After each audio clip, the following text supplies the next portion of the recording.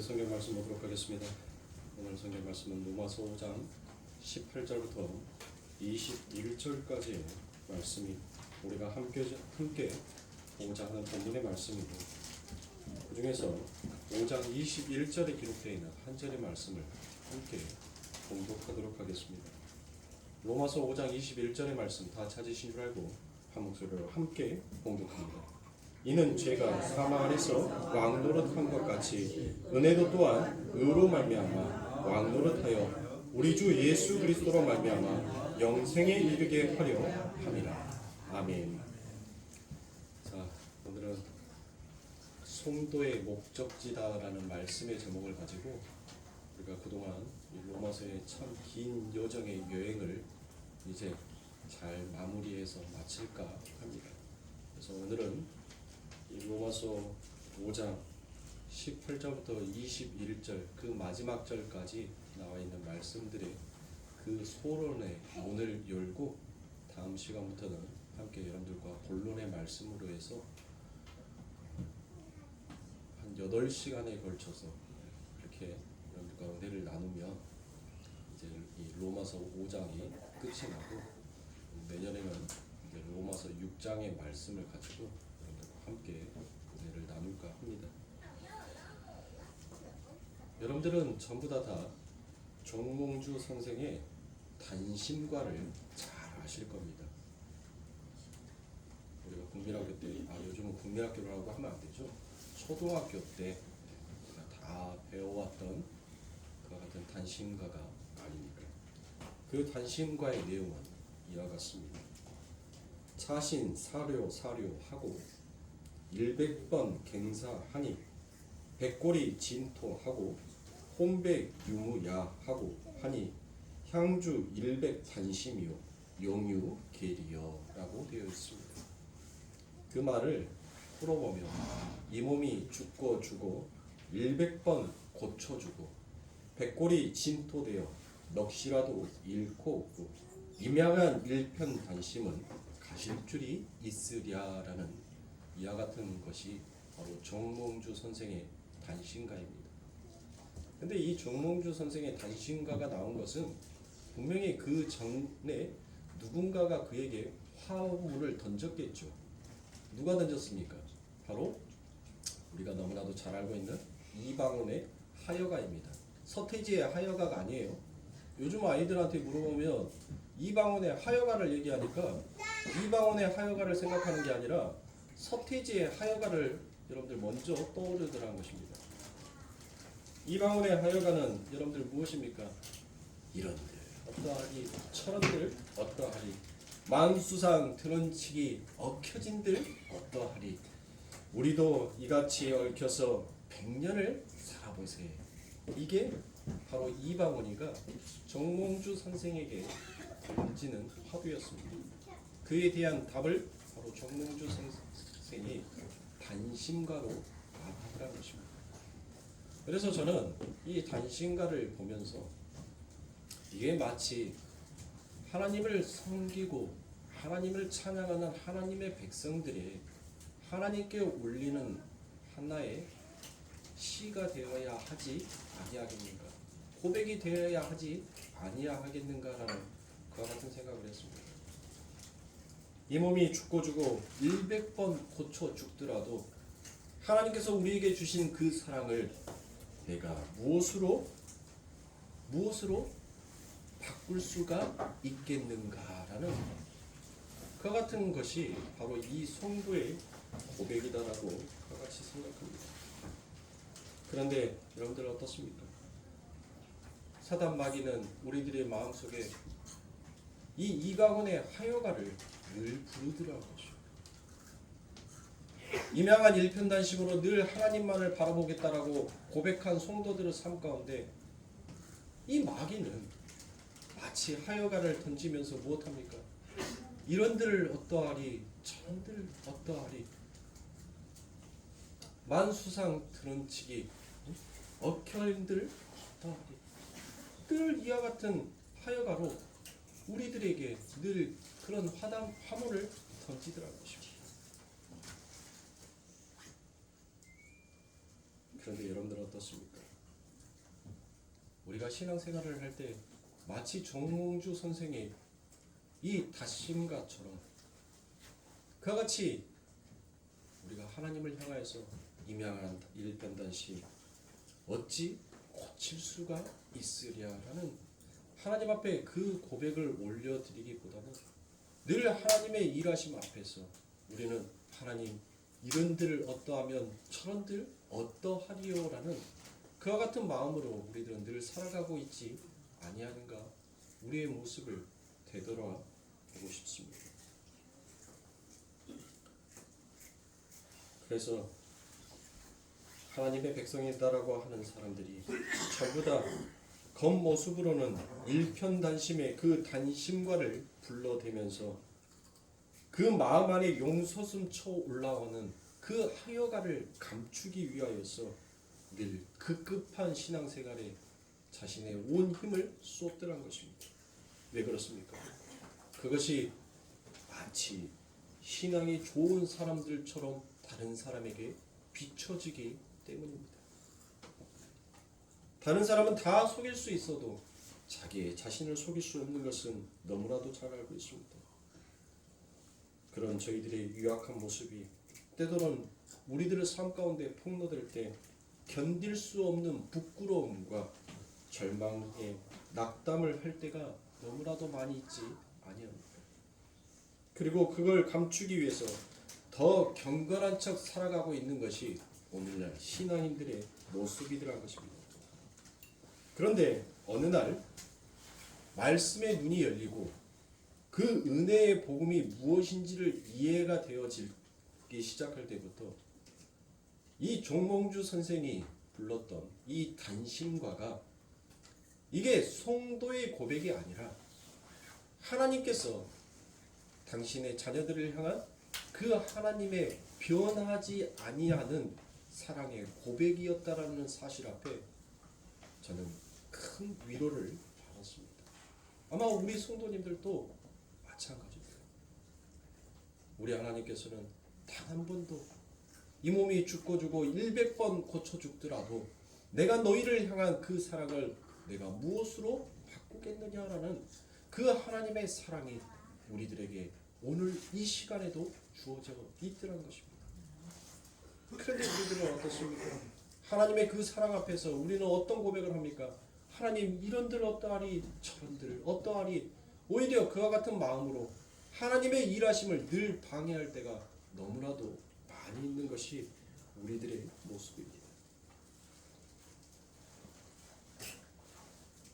바로 하나님께서 당신의 백성을 향한 그 단심과가 바로 하나님께서 우리를 향한 구원의 노래였다는 것을 깨닫는 것이 그게 복음인 것이에요.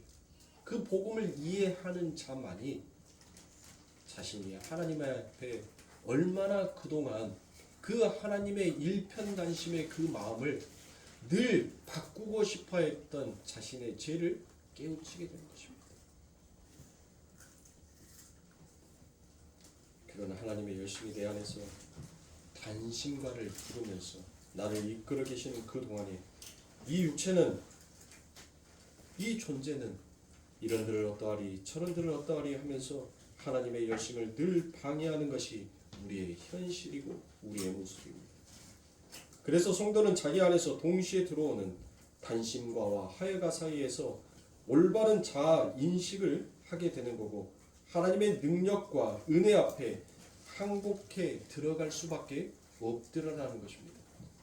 그러니까 성도는 끊임없이 그 하나님 앞에 하여가를 부르면서 타협의 길을 모색하지만 그 하나님께서는 우리를 향한 그 아버지 하나님의 단심과로 우리를 무엇하더란 것이요? 우리를 이끌어가 버리시더란 것입니다. 그 하나님의 단심과 앞에서 우리는 우리의 모습이 얼마나 불가항력적인 모습인지를 그리고 우리의 모습이 얼마나 무력한 모습인지를 우리는 발견하게 됩니다. 그런 죽음의 과정과 예수님의 홀로 완성할 수밖에 없다는 것을 여러분들 우리들에게 이 땅에서 하나님께서는 그것을 경험하게 만드시는 것입니다. 그것이 바로 구원의 현재성인 것입니다.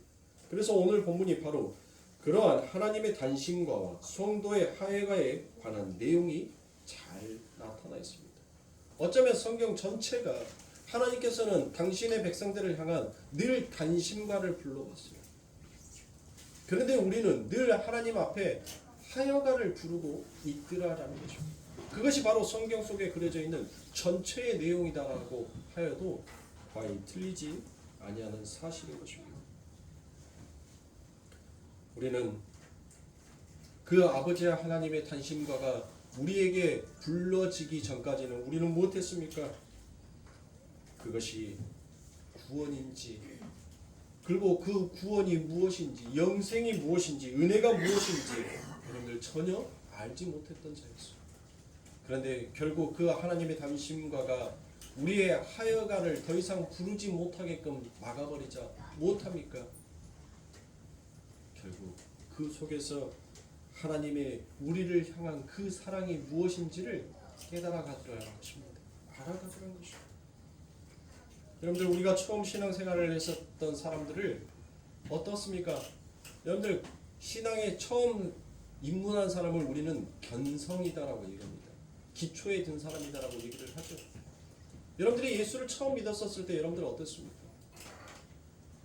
아버지 하나님의 그 은혜 가운데 여러분들 활활 타오르는 풀무불이라도 여러분들 당장 뛰어 들어가서 하나님 내 믿음이 이와 같습니다라는 것을 증명하고 나타내 보이고 싶은 그와 같은 모습으로 여러분들 우리가 처음 그 신앙의 길을 열지 않았습니까? 무엇인가 다 그때 당시에는 다 할 것 같았어요. 지금 당장 십자가를 짊어지러 나가면 당장 십자가를 짊어질 그와 같은 기세로 늘 우리는 뛰어들었다는 것입니다. 그런데 여러분들 지금은 어떠십니까?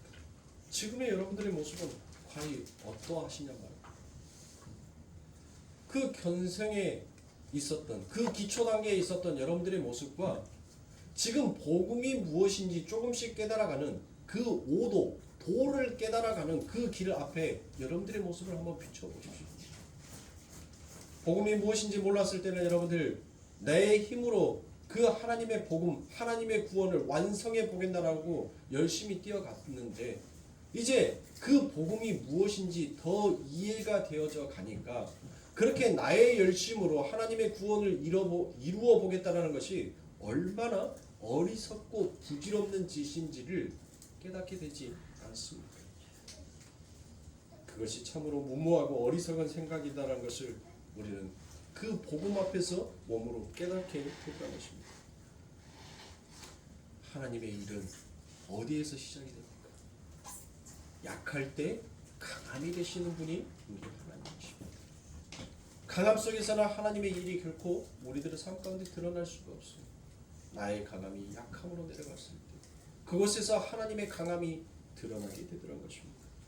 그것이 하나님께서 당신의 아들을 만들기 위한 하나님의 프로젝트인 것입니다.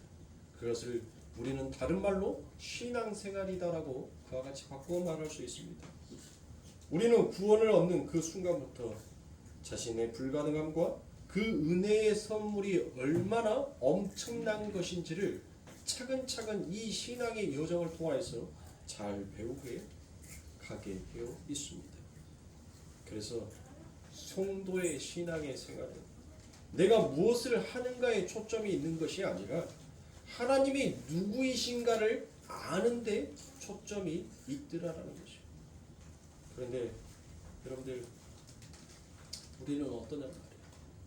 우리가 하나님이 누구이신가를 알기보다는 내가 그 하나님 앞에 무엇을 해야 할까를 먼저 고심하고 있지 않습니까? 그것은 여러분들 잘못된 개혁입니다. 병들어버린 개혁이다라고 말할 수 있습니다.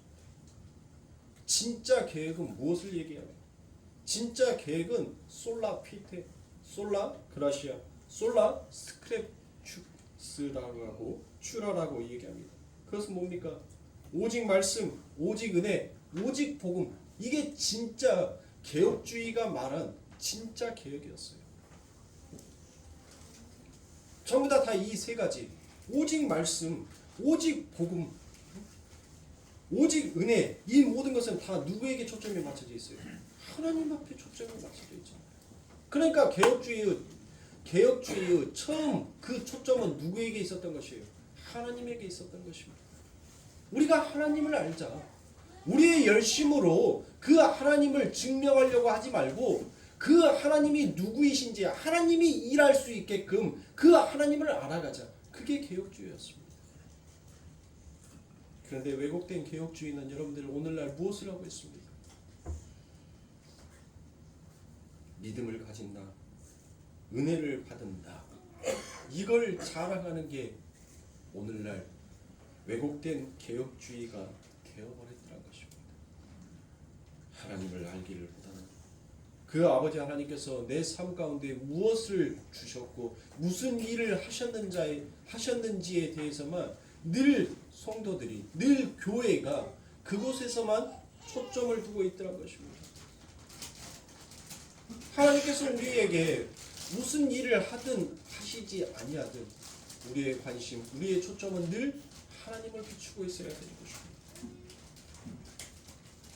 그래서 성경에서는 유독 성전 측량이라는 이야기가 많이 나오죠.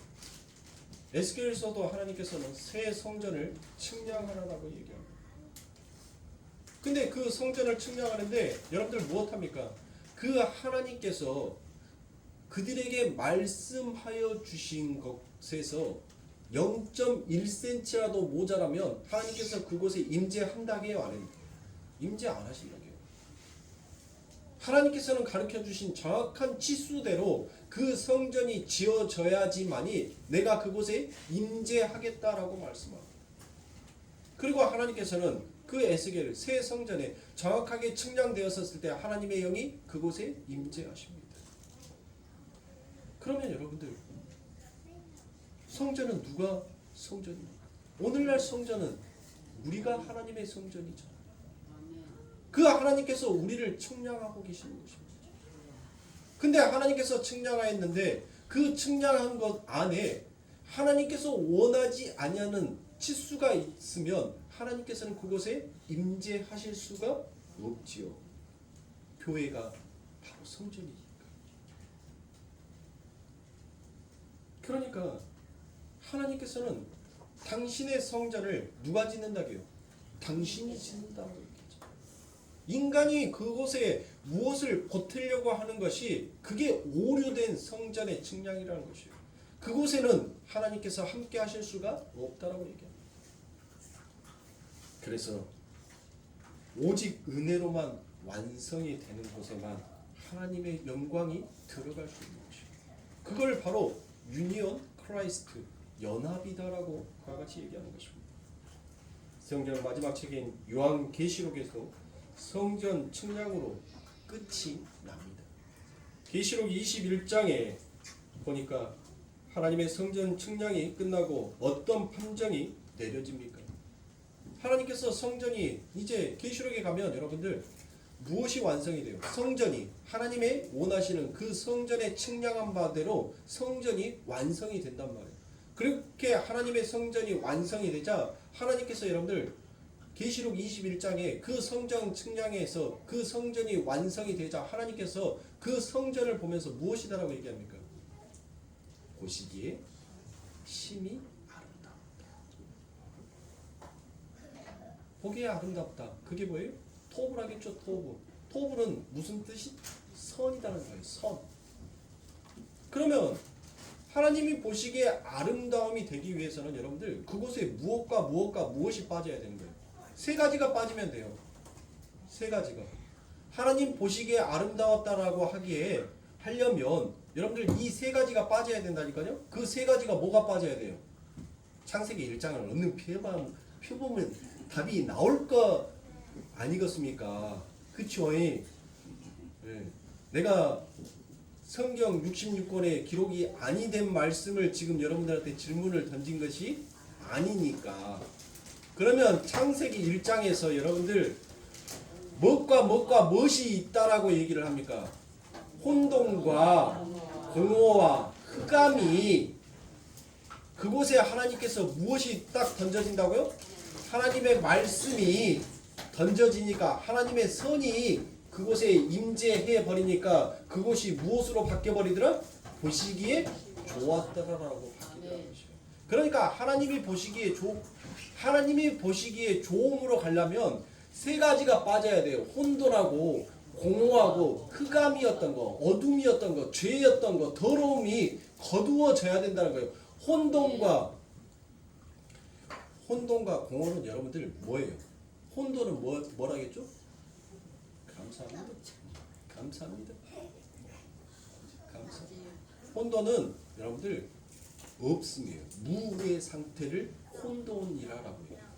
공허는 여러분들 내용이 없다는 것이에요. 그러니까 혼돈과 공허는 뭐예요? 아무것도 없음을 말하는 거예요. 내용도 없고 아무것도 없는 상태, 제로의 상태. 그것이 바로 혼돈과 공허예요. 그러니까 우리의 삶 가운데 우리가 무엇을 깨달은 거예요? 너희는 없음의 존재였다는 거예요. 너희들은 어둠에 속한 자였다는 거예요. 어둠에 속한 자, 없음에 속한 자. 그런 그들에게 하나님께서 무엇을 하는 거예요? 하나님께서 단심과를 그들에게 불러주더란 거예요. 하나님의 말씀이 선이 되어서 그들에게 불러주더란 것이에요. 그 하나님의 사랑이 그들의 마음속에 담아져 이제 내용이 되는 거죠. 내용. 하나님의 말씀이 담아져 버리니까. 그래서 그 내용이 된 것을 무엇이다라고 얘기하는 거예요? 그거를 성전이다라고 얘기하는 거예요. 그래서 하나님의 말씀, 그 선, 보시기에 아름다웠다라는 그 말씀, 그 토부가 우리 안에 담아져 버리니까 여러분들 못하게 되더라고요. 보시기에 좋았다. 성전의 완성이다. 그런데 여러분들 하나님의 성전이라고 하는 우리가, 하나님의 성전이다라고 하는 우리가, 여러분들 오늘 아침에 뭐 하고 나오셨어요? 네? 하나님의 성전이면 여러분들 늘 우리들의 삶 가운데는 뭐가 나와야 돼요?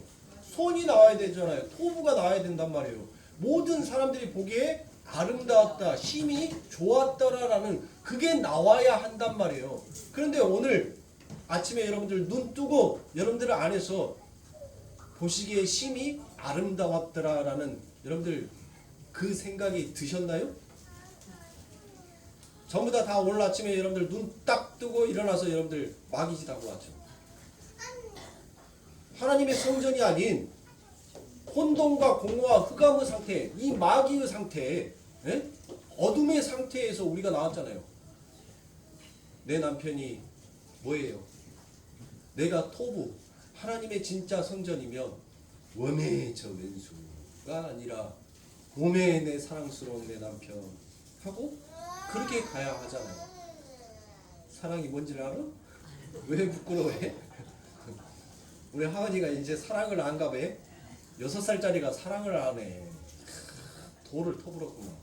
5도의 경지에 들어오셨구만요, 우리 하은이가.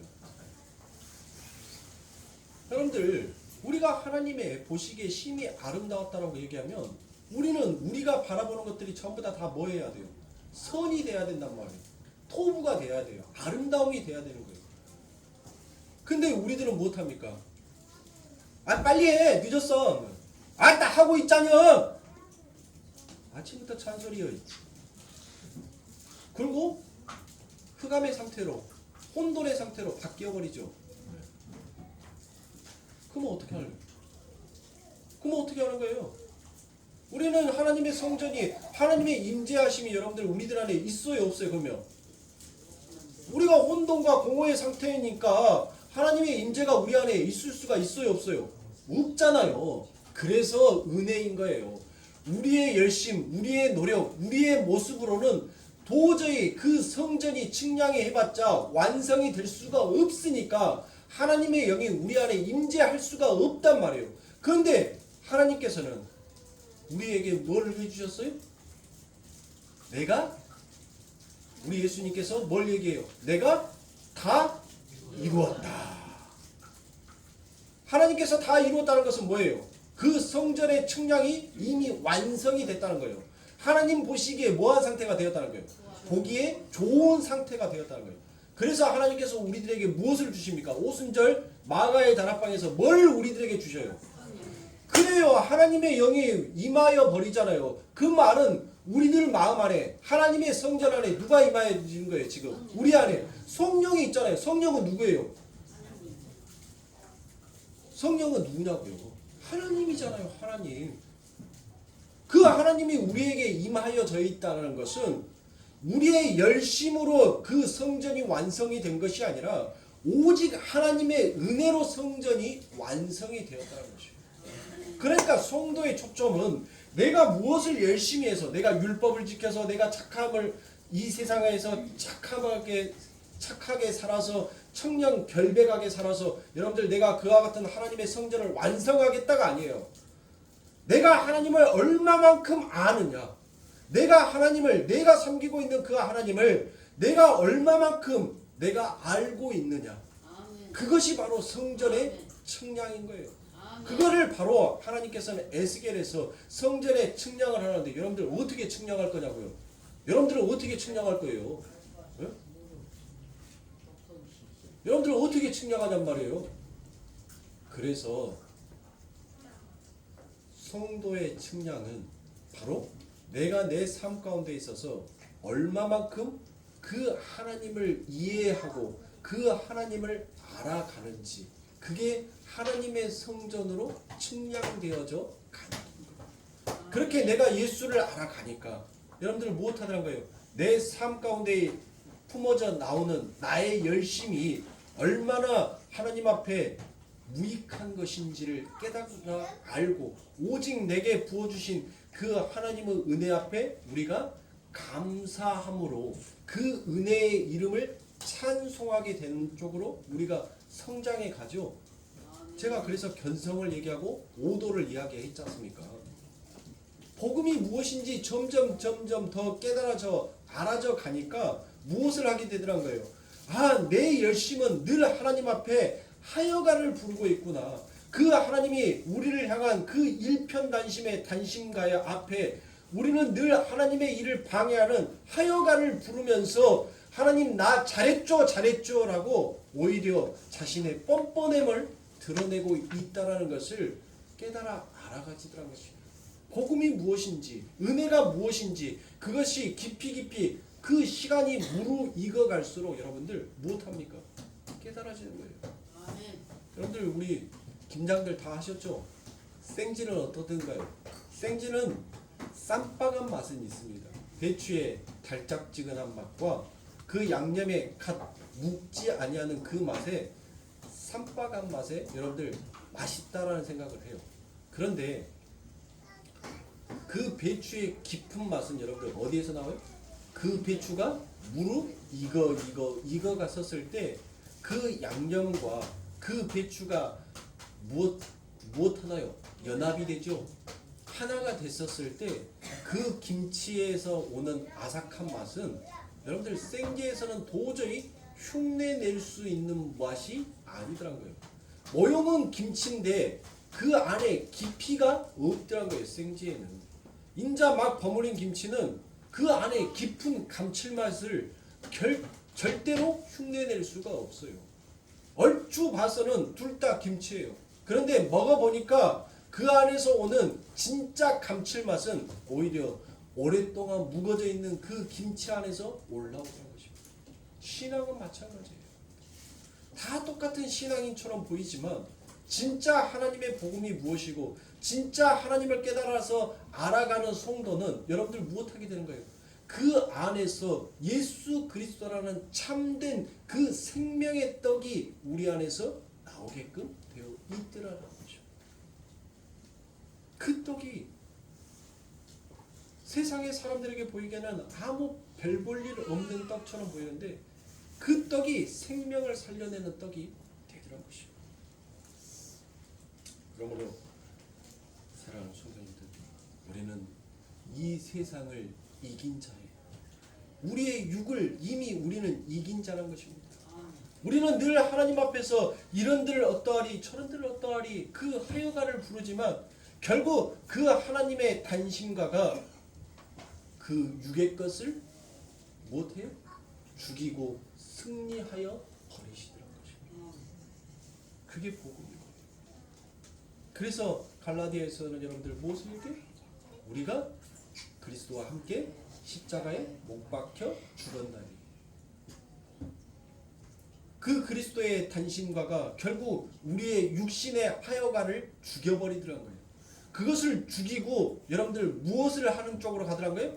똑같이 하나님과 똑같은 마음으로 그 단심과를, 하나님도 당신의 자녀들에게 단심과를 부르고 그 자녀도 그 하나님을 사랑하는 그 마음에 단심과를 부르는 한 몸으로 만들어가더란 것이죠. 그러니까 우리의 신앙 가운데서 여러분들 끊임없이 이와 같은 고난의 역경이 오는 것은 무엇하는 거예요?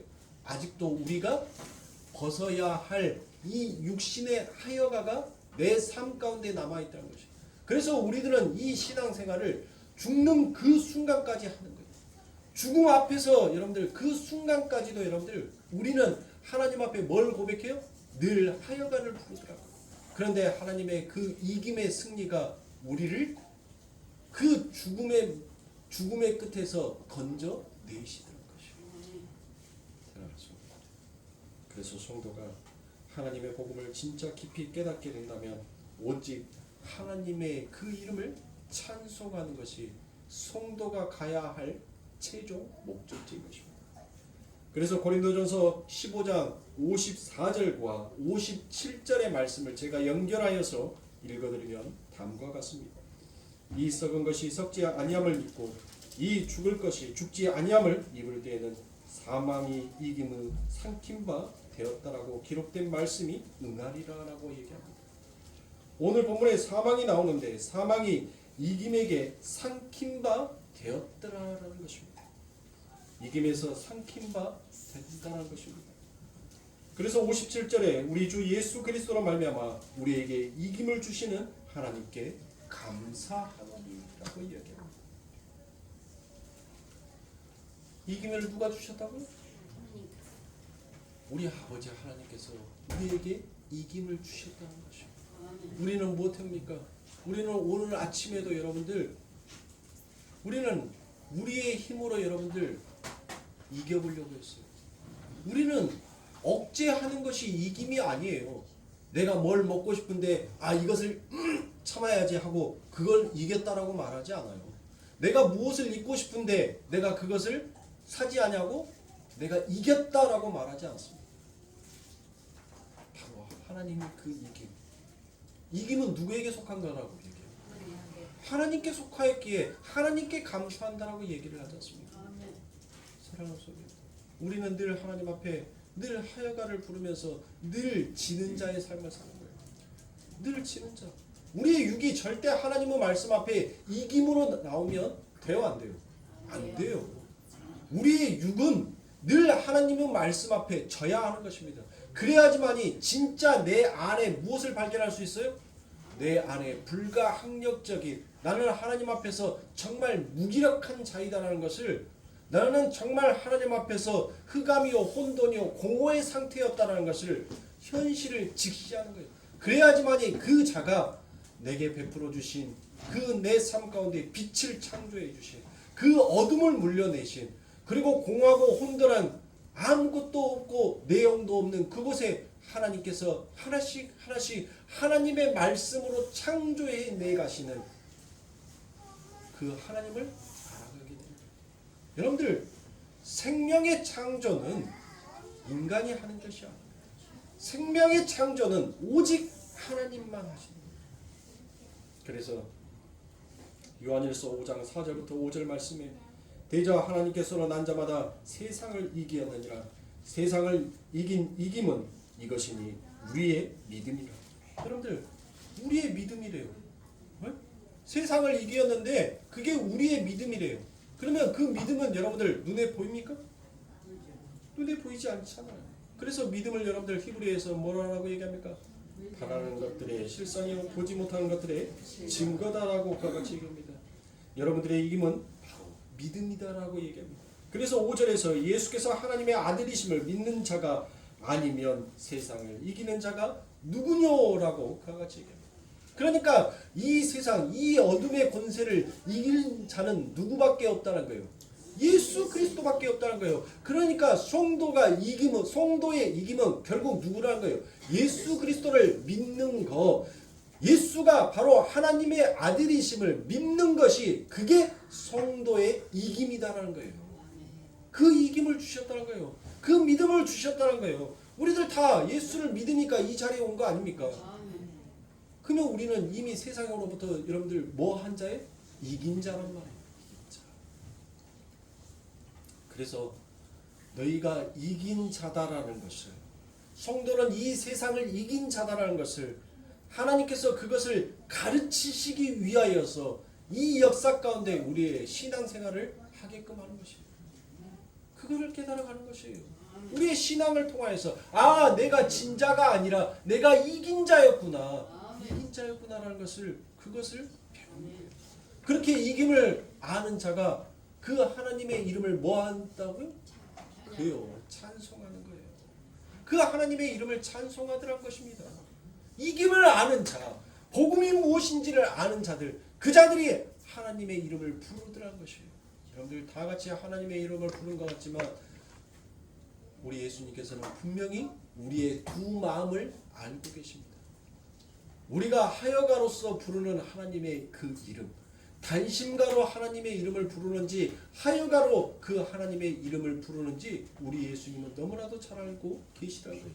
그래서 무엇을 얘기합니까? 누구든지 주여 주여 하는 자마다 다 천국에 들어올 수 없나니라고 얘기해요. 그래서 우리 주님께서 말씀하셔요. 오직 나와 연합된 자, 오직 이긴 자, 오직 예수를 믿은 자만이 그 천국, 내 아버지 집, 그 성전이 완성된 곳으로 임할 수 있다는 거죠. 하나님이 임재하신 곳이 여러분들 승리가 있는 거예요. 이스라엘 백성들이 여러분들 수많은 전쟁을 있었을 때 하나님의 임재하심이 있었을 때 늘 그들은 패하지 아니하였습니다. 그러나 그들의 지혜와 그들의 열심으로 그들이 헛된 하나님, 자신의 욕망과 욕심을 채워주는 하나님으로 하나님의 법궤와 하나님의 말씀을 들고 갔었을 때 그들은 처참하게 패배하였어요. 오히려 그들이 갖고 있었던 그 법궤마저도 아수르에게 뺏겨버릴 정도만큼 그들은 철저하게 무너졌습니다. 오직 하나님의 일은 하나님이 하실 수 있게끔 하는 것이 그게 성도가 이 신앙을 통하여서 깨달아가는 것입니다. 하나님 나는 할 수 없는 자입니다.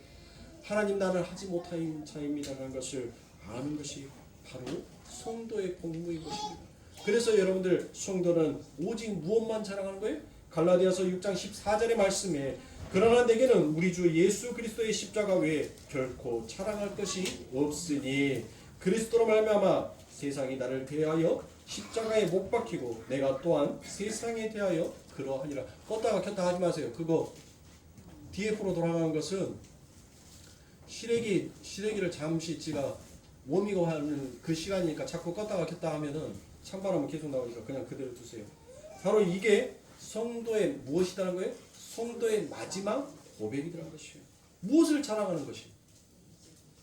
십자가를 자랑하는 것이 성도의 마지막 고백이라는 것이에요.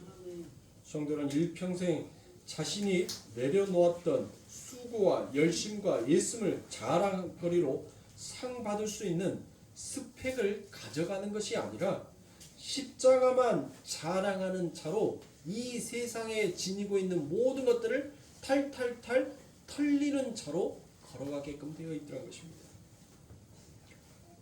그래서 골로새서 1장 16절에 만물이 그에게 창조되되 하늘과 땅에서 보이는 것들과 보이지 않는 것들과 혹은 보좌들과 주관들이나 정사들이나 권세들이나 만물이 자, 이 안에는 누구도 포함되어 있어요. 만물이 하면은 누구도 포함되어 있어요. 마귀도 포함이 되어 있는 거예요. 마귀도. 에베소서에 보면 정사와 권세와 악한 영, 요게 무엇이? 요게 마귀잖아요. 마귀. 그렇죠. 그것들까지도 다 그로 말미암고 그를 위하여 무엇했다는 거예요? 창조되었다라고 되어 있잖아요. 창조되었대요. 그러니까 하나님의 백성, 하나님의 아들 만들기 위해서 하나님께서는 그 마귀까지도 무엇했다는 거예요? 창조하시고 선택하셔서 그 도구로 하나님 백성 만들기 도구로 그를 사용하셨다는 것이에요. 자, 빌립보서 2장 10절과 11절의 말씀입니다. 하늘에 있는 자들과 땅에 있는 자들과 땅 아래에 있는 자들로 모든 무릎을 예수의 이름에 꿇게 하시고 모든 입으로 예수 그리스도를 주라 시인하여 하나님 아버지께 영광을 돌리게 하셨느니라라고 그와 같이 얘기합니다. 그러니까 성도의 목적은 여러분들 어디에 있는 거예요? 내 구원에 달려 있는 것이 성도의 목적지가 아닌 거예요.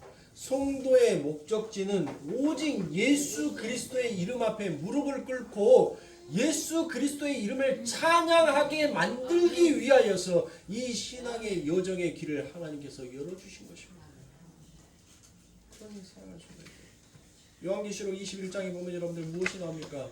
여러분들 요한계시록 21장에 가면 성전 측량에서 숫자들이 21장에 많이 나와요. 10도 나오죠. 10도 나오고 1000도 나오고 12도 나오고 그 다음에 144도 나오고 여러분들 그쵸? 네.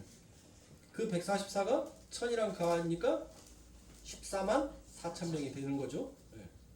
여러분들 이거를 숫자적으로 놓고 여러분들 그와 같이 얘기하는 것은 그것들을 가리켜서 여러분들 뭐라고 얘기하냐면 얼뱅이들이다라고 얘기합니다.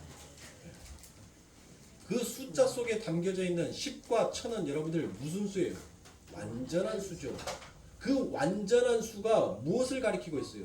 12를 가리키고 있죠. 12는 무엇이다? 12는 무엇이다? 하나님의 아들의 이름이잖아요. 하나님의 아들들 만들기 위한 하나님의 계획이었다라고 우리가 지난주에 함께 여러분들과 은혜를 나누었으니까. 그렇죠? 그러니까 완벽한 하나님의 아들로 만들어서 그들을 하나님의 백성으로 데려가겠다라는 그 성전의 측량이 바로 요한계시록 21장에서 나오는 그 숫자들이란 말이에요. 예? 저 신천지 같이 뭐 14만 4천 얘기하는 그런 얼뱅이들 말고, 예? 그게 바로 하나님 아들 만들기 위한 하나님의 수라는 거예요. 하나님의 수. 그러니 사랑하는 성도님들, 성도의 목적지는 우리가 하나님 앞에 무엇을 열심히 해서 그 하나님의 이름을 영화롭게 하겠다라는 것이 아닌 거예요. 바로 하나님께서 보내시는 그 아들 예수 그리스도를 내가 믿는 것이 바로 성도의 목적지이며 하나님께서 우리들에게 부어주신 희망의 것입니다. 그것이 하나님께서 우리를 향한 하나님의 단심과 변하지 아니하는 그 단심과. 그러니 우리 성도님들, 내가 하나님 앞에서 한 해 동안 얼마나 많은 하여가를 불어왔는지 그것을 내가 깨닫는다면 여러분들 나 같은 죄인 살려주신 주님의 은혜 고마워라는 이 고백 외에는 우리가 무엇을 하나님 앞에 드릴 수 있냐는 것입니다. 무엇으로 하나님 앞에 여러분들 감사할 수 있고 이 세상에 있는 모든 것이 다 하나님의 것이라고 말하잖아요. 이 세상에서 하나님 것이 아닌 것을 너희가 찾아서 내게 바추어 말하라고 하나님께서 말씀하시지 않습니까? 우리가 무엇으로 여러분들 하나님의 기쁘시게 할 수 있는 것? 바로 그거인 것입니다. 요한복음 6장에 나오는 하나님께서 보내시는 내 아들을 믿는 것이 곧 하나님의 일이니라라고 말씀하셨던 거죠. 성도의 목적지는 하나님을 알고 하나님을 깨닫는 데 있는 것입니다. 사랑하는 성도들, 올 한 해를 보내시면서 하나님을 더욱더 깊이 알지 못한 여러분들의 죄를 하나님 앞에 제목하고 하나님 돌아오는 새해에는 내가 진짜 믿음의 주여 나를 온전케 하신 예수를 바라보고 그 예수를 믿고 그 예수를 알기를 원합니다라는 그와 같은 복된 소망을 가지시면서 한 해를 보내시고 한 해를 맞이하시는 우리 성도님들이 되시길 바랍니다. 세상의 사람들은 여러분들 크리스마스 이브라고 오늘부터 모든 교회들이 분주하고 바쁩니다. 그 많은 행사들, 그 많은 모습들 속에서 과연 누구를 보이기 위한 모습인지, 누구에게 드러내고 싶은 모습인지, 하나님은 이 땅의 성전이다라고 하는, 이 땅의 예배당이라고 하는 모든 것을 감찰하시면서 하나님은 오히려 이날 기뻐하시면서 하나님께서 하늘에 비둘기를 날려주시는 것이 아니라 하나님께서 누가 저 성전 문 좀 닫아다오라고 하늘에서 애통해하며 울고 계시지는 않은지 여러분들 정말 깊이 고심하여 봐야 하지 아니하겠습니까? 하나님의 울음소리가 들리는 사람이라면 그 하나님 앞에 무엇을 구할 것입니까? 하나님의 울음소리가 들리는 하나님의 백성은 하나님 앞에 하나님 저희를 불쌍히 여겨주시고 저희에게 하나님의 긍휼을 베풀어 주시옵소서라고 간구할 것입니다. 그러나 자기가 잘한다라고 여기는 자, 하나님이 오늘 눈물을 흘리는 것이 아니라 하나님이 오늘 웃고 있다라고 믿는 자들은 못했습니다. 소돔과 고모라에 어떤 일이 일어났습니까? 하나님께서는 하나님의 경고의 말씀을 던지셨어요. 슬픔에 하나님의 메시지를 던졌어요. 하나님께서는 처음으로 내가 내 백성을 보고 후회한다라고 얘기했습니다. 그리고 하나님의 사자를 보내서 그들을 어떻게 해서든 한 명이라도 더 구원하게 되기 위해서 하나님은 통회하는 심령으로 눈물 흘리는 심령으로 여러분들 그 자녀들에게 하나님의 단심가를 다시 한번 불러줍니다. 그런데 그곳에서는 못합니까? 전부 다 시집가고 장가가고 먹고 마시기에 즐거워서 하나님 이런들 어떠하면 저런들 어떠하리. 오히려 그 하나님 앞에 그 하나님의 그 마음을 오히려 더 아프게 만들어 버리는 그와 같은 범법한 죄를 범하고 있다는 것입니다. 그 결과의 끝이 무엇인지를 우리는 너무나도 잘 알고 있습니다. 사랑하는 성도님들, 하나님을 배우세요. 하나님을 깨달으세요. 그리고 그 하나님을 믿으세요. 그것이 성도의 목적인 것입니다. 내 구원, 내 천국이 우리의 목적이 아니에요. 그것을 위해서 우리가 신앙생활하는 것이 아닙니다. 우리는 오직 예수 그리스도의 그 이름 앞에 무릎 꿇고 그분의 이름을 찬송하기 위해서 우리는 택함받은 자다라는 것을 사랑하는 성도님들 잊지 마시고 더욱더 그렇게 예수 그리스도를 깨달아가는 깊이 있는 신앙인으로 성장하고 자라나시기를 주님의 이름으로 축원합니다. 기도하겠습니다.